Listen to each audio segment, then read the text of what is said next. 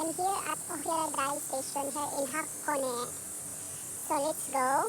And talaga nakakatuwa yung station nila everyone dahil I just passed my Sika and with no gate anything. So you can escape if you like. But you know, Japan is so very honest people.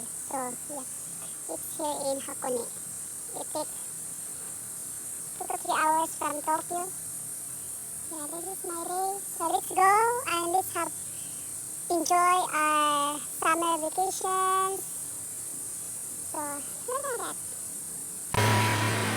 Ang ganda ng view dito, di ba? Look at that.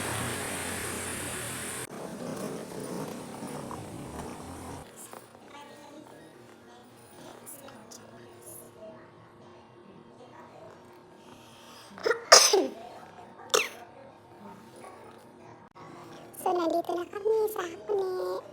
And this is our hotel. And this is mommy outfit for today.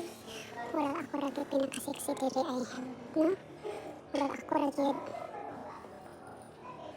So, this is our day in Hakone vacation.